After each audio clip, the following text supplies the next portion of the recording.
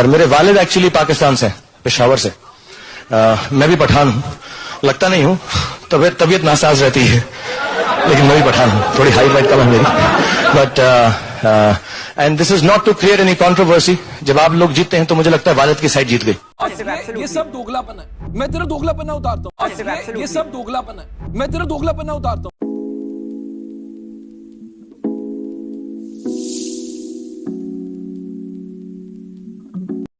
दोस्तों, आज बात करते हैं पठान की, क्योंकि हमें बचपन से पढ़ाया गया पठान एक बहादुर कौम होती है। लंबे, ऊंची कदकाठी और बेहतरीन लड़ाकू होते हैं। पर क्या यह हकीकत है पठानों की? और इनका पठाना पहनावा पठानी सूट, जो महिलाओं के सलवार कमीज जैसे दिखता है, जिसको पठान लोग अपना पहनावा बोलते हैं, इसका साहित्य क्या है? क्योंकि बचपन से बॉलीवुड फिल्मों में पठानों का गुणगान करते देखा है, लेकिन हमारे मन में बस भी गया कि सच में पठान बहुत बहादुर होते हैं। इसीलिए कुछ हिंदू भी बहादुर दिखने के लिए पठानी सूट बनवाकर पहनते हैं, पर हकीकत कुछ और है। आज एक ऐसी वीडियो मिली है जिसमें पठानों की हकीकत बताई गई है। हमारे बॉलीवुड के सो कॉल्ड पठान सलमान, शाहरुख, आमिर, सैफ अली खान, ये सब भी अपने आप को पठान कहलाते हैं। आज इनकी हकीकत खोलते हैं। पहले यह वीडियो शुरू करते हैं।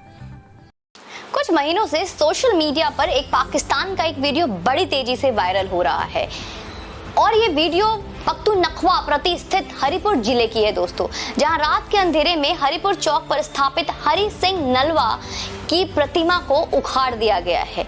लोग सोशल मीडिया पर पाकिस्तानी हुक्मरान से सवाल पूछ रहे हैं कि ऐसा करने से ये तथ्य बदल जाएगा कि हरिपुर को जनरल हरि सिंह नलवा ने बसाया था। जिस शख्स के नाम से हरिपुर शहर बसा है, उसकी मूर्ति को यहाँ से कैसे गिराया या हटाया जा सकता है? आखिर हरि सिंह नलवा की प्रतिमा हटाकर पाकिस्तान क्या साबित करना चाहता है? कहीं ये भारत में मुगल शासकों के नाम पर शहरों के नामों को बदलने की जो प्रक्रिया चल रही है, उस प्रक्रिया की प्रतिक्रिया के रूप में तो ये कदम पाकिस्तानी हुक्मरान नहीं उठा रहे हैं। हो कुछ भी सकता है, लेकिन क्या हो सकता है, उसे जानने से पहले हमें ये जानना बहुत जरूरी है कि हरि सिंह नलवा है कौन और इसकी मूर्ति से क्यों इतनी आपत्ति है। आज जिसे हम और आप पठानी सूट कहते हैं, वो दरअसल महिलाओं की सलवार कमीज है। आज जिसे पठानी सूट कहा जाता है, वो दरअसल महिलाओं की सलवार कमीज है। बार बार रिपीट कर रही हूँ। और यही सलवार कमीज जब एक बार एक बुजुर्ग सरदार ने अपने भाषण में कहा था इसके बारे में कि हमारे पूर्वज हरि सिंह नलवा ने पठानों को सलवार पहना दी थी, आज भी सिखों के डर से पठान सलवार पहनते हैं। आखिर सरदार जी ने ऐसा क्यों कहा था कि पठान सलवार डर से पहनते हैं? क्या वाकई अपनी ताकत के शेखी बघाड़ते पठान हरि सिंह नलवा के डर से अपने बहन बीवियों के सलवार कमीज पहनने लगे थे?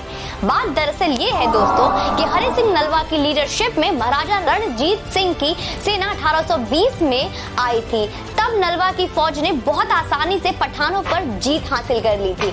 लिखित इतिहास में यही एक ऐसा वक्त है जब पठान महाराजा रणजीत सिंह के शासन के गुलाम हो गए थे। उस वक्त जिसने भी सिखों का विरोध किया, उनको बेरहमी से कुचल दिया गया। तब ये बात बहुत प्रचलित थी कि सिख तीनों लोगों की जान नहीं लेते, पहले स्त्रियां, दूसरे बच्चा और तीसरा बुजुर्ग, ये तीन लोगों का जान नहीं लेते। बस क्या था, तभी से पठान पंजाबी महिलाओं के द्वारा पहने जाने वाला सलवार कमीज पहनने लगे। यानी एक ऐसा वक्त आया जब महिलाएं और पुरुष एक जैसे ही कपड़े पहनने लगे थे। इसके बाद सिख भी उन पठानों को मारने से परहेज करने लगे, क्योंकि जिन्होंने महिलाओं का सलवार धारण किया था वो महिला जैसे लगते थे। Hari Singh Nalwa the champion of Khalsa ji किताब में इस तरह के कई प्रसंगों का जिक्र है। कहने का मतलब ये है कि जिन पठानों को दुनिया सबसे बेहतरीन लड़ाकू माना जाता है, उन पठानों को नलवा का इतना खौफ था कि उनके डर से वो अपनी बहन बेटियों का सलवार कमीज पहनते थे। ये भी कहा जाता है कि पाकिस्तान के खैबर पख्तूनख्वा प्रांत के हरिपुर जिले को उन्हीं के नाम पर बसाया गया था। नलवा को बाघमार यानी शेर का शिकार करने वाले का नाम से भी जाना जाता था। अफगानिस्तान को सल्तनतों की कब्रगाह कहा जाता है दोस्तों। आज तक कोई भी इस पर पूरी तरह से काबिज नहीं हो सका है। आलम यह है कि सोवियत संघ और अमेरिका जैसी महाशक्तियों को भी यहाँ से अपनी सेना को वापस बुलाना पड़ा था। लेकिन भारत में एक ऐसा योद्धा पैदा हुआ था जिसने अफगानों को नाको चने चबा दिए थे। उस महान योद्धा का नाम था हरि सिंह नलवा। अफगानी के जहन में उनका खौफ था। इसका अंदाजा इसी बात से लगाया जा सकता है कि अफगान महिलाएं अपने रोते हुए बच्चों को चुप कराने के लिए कहती थी, चुप हो जाओ नहीं तो नालवा आ जाएगा। हरि सिंह नालवा महाराज रणजीत सिंह की फौज के सबसे भरोसेमंद कमांडर थे। वह कश्मीर, हाजरा और पेशावर के गवर्नर रहे। उन्होंने कई अफगान योद्धाओं को शिकस्त दी और यहाँ के कई हिस्सों पर अपना वर्चस्व स्थापित किया। साथ ही उन्होंने अफगानों को खैबर पखतूनख्वा का इस्तेमाल करते हुए पंजाब में आने से रोका। असल में 1000 AD से 19वीं सदी की शुरुआत तक खैबर दर्रा की विदेशी हमलावरों के लिए भारत आने का एकमात्र रास्ता था।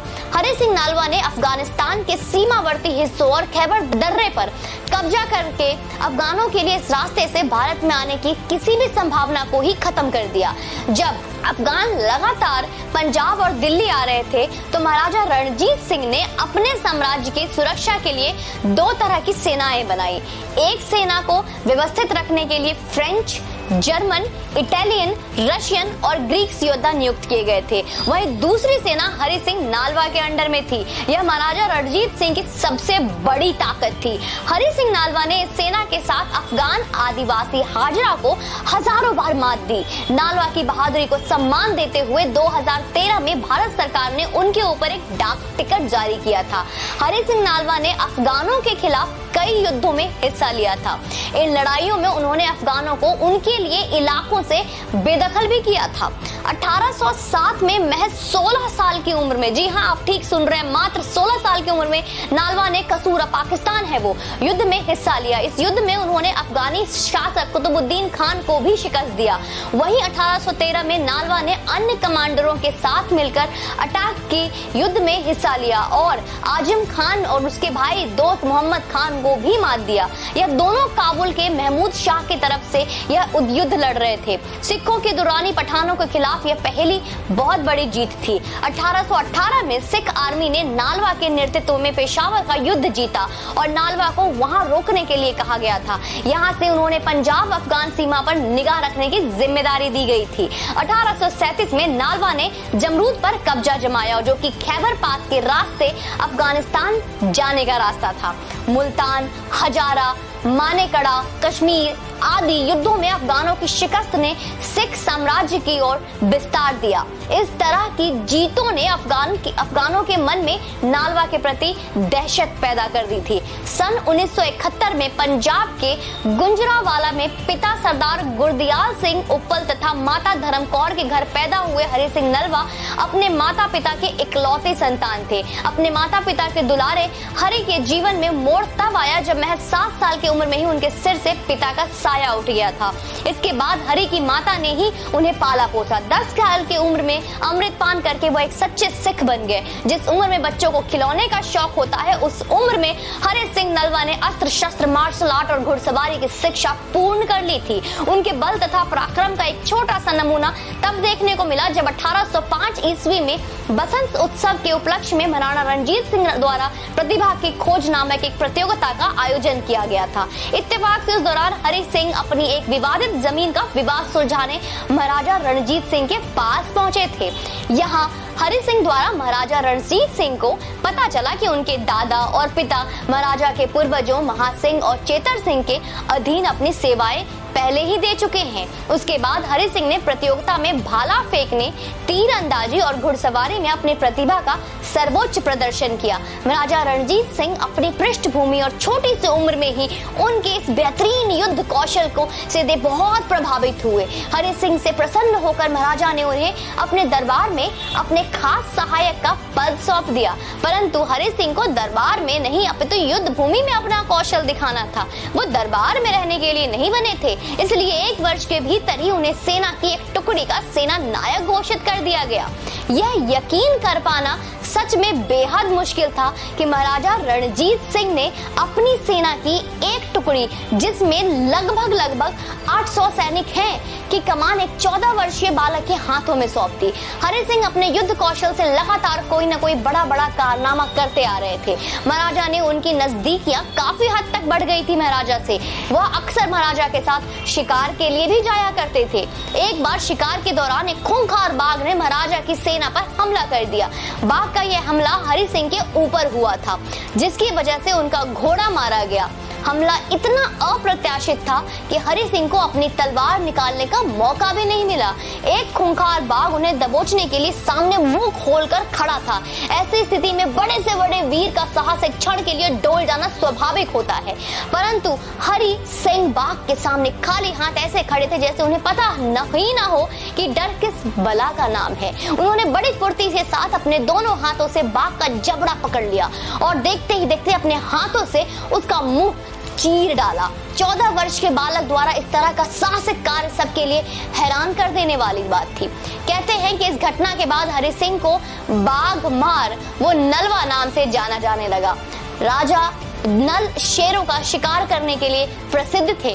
इसी कारण से बाघ को मारने के बाद हरि सिंह को राजा नल के समान वीर मानकर उन्हें नलवा कहा जाने लगा। गर्व की बात तो दोस्तों ये भी है कि हरि सिंह नलवा की बहादुरी के चर्चे विदेशों तक फैले हुए हैं। 2014 में ऑस्ट्रेलिया के विश्व प्रसिद्ध पत्रिका बिलियनियर ऑस्ट्रेलियंस द्वारा जारी की गई इतिहास के 10 सबसे महान विजेताओं की सूची में सबसे पहला स्थान हरि सिंह नलवा को दिया गया था। इतिहासकार बताते हैं कि अगर हरि सिंह नलवा ने पेशावर और उत्तरी पश्चिमी युद्ध क्षेत्र, जो कि आज पाकिस्तान का हिस्सा बना हुआ है, में युद्ध ना जीते होते तो आज ये अफगानिस्तान का हिस्सा होता। ऐसा होने पर पंजाब और दिल्ली में अफगानों की घुसपैठ कभी नहीं रोकी जा सकती थी। इस तरह अफगानिस्तान हमेशा के लिए भारत के लिए सिरदर्द बन सकता था। तो ऐसे वीर योद्धाओं के वंशज हैं हम, और कहानी हमें पठान की नहीं, ऐसे वीर योद्धाओं की देखनी है दोस्तों। तो बना सकते हो बॉलीवुड, जाओ बनाओ। ये कहानी मैंने आपको पूरी स्क्रिप्ट दी है, जाओ बनाओ इस पे, और ये कहानी मैं बिल्कुल मुफ्त में दे रही हूँ। जैसे आप कहते हो ना द कश्मीर फाइल्स यूट्यूब पे डालो, वहां पे देख लेंगे। मैं इसको यूट्यूब पे भी डाल रही हूँ और फेसबुक पेज पर भी अपलोड कर रही हूँ, और मैं आपको न्योता देती हूँ कि आप इस कहानी को डाउनलोड कीजिए, 10 बार देखिए, 50 बार देखिए, तब तक देखिए जब तक कि एक एक शब्द इसके समझ में ना आ जाए, और बिना कोई लाग लपेट किए, बिना कोई धोखेबाजी की, बिना कोई छेड़खानी और हेराफेरी की अगर फिल्म बनानी है तो जाओ बनाओ हमारे बहादुर वंशज पे। और आप दोस्तों, आप इस वीडियो को लाइक करें, शेयर करें और अपने कमेंट में बताइए कि कैसा महसूस होता है जब देखा वीडियो। आपको हंसी तो नहीं आ रही? और घर में रखे पठानी सूट को फेंकने की तैयारी तो नहीं कर ली? सही बात कर भी लो, क्योंकि आज के बाद जब भी कोई पठानी सूट पहने दिखेगा तो यही सच दिमाग में आएगा। कितने बहादुर लोग थे जिन्होंने एक वीर हरि सिंह नलवा के डर से बहन बेटियों की सलवार कमीज को पहनना शुरू कर दिया। आज कुछ लोग जिस घमंड से कहते हैं हम पठान हैं, हम बहादुर हैं, खासकर हिंदू में जितने भी मुस्लिम हैं वो असल में हिंदू कौम से कन्वर्ट हुए हुए हैं। कभी मुगलों के अत्याचार से जब कुछ डरपोक लोगों ने अपने तलवार के डर से सलवार पहन ली, आज वही लोग अपने आप को ईमान पर मर मिटने वाला सच्चा मुसलमान कहते हैं और हिंदू देवी देवताओं का मजाक उड़ाते हैं, पर हकीकत में अपने वंशजों का अपमान कर रहे होते हैं, क्योंकि पूर्व में उनके वंशजों भी भगवानों को ही पूजते थे। और यह इन झाइलों को कौन समझाए? वैसे भी ये झाइल लोग राजनीति के लिए वोट बैंक बने हुए भेड़ों की तरह हाके जा रहे हैं। बस नफरत के बीच जो नेता लोग भरते हैं उसके लिए सर तन से जुदा जैसे नारों से माहौल को खराब करते हैं। हकीकत में एक डरपोक कौम है जिसका इतिहास बताती है कि कैसे डर से सलवार कमीज पहनी। और बॉलीवुड वालों कुछ तो शर्म करो, अब बनाओ इस कहानी पे पिक्चर हरि सिंह नलवा पर। तुम्हारी में इतना दम नहीं। तीनों खान, अब कभी मत कहना कि हम पठान हैं, हमें हंसी आ जाएगी। और तुम्हारी की बनाई हुई पठान का तो वैसे भी बुरा हाल होने जा रहा है। Best of luck, boycott Pathaan. अगर वीडियो पसंद आए तो लाइक करें, शेयर करें, सब्सक्राइब करें और अपने कमेंट बॉक्स में लिखिए। धन्यवाद। जय हिंद, जय भारत।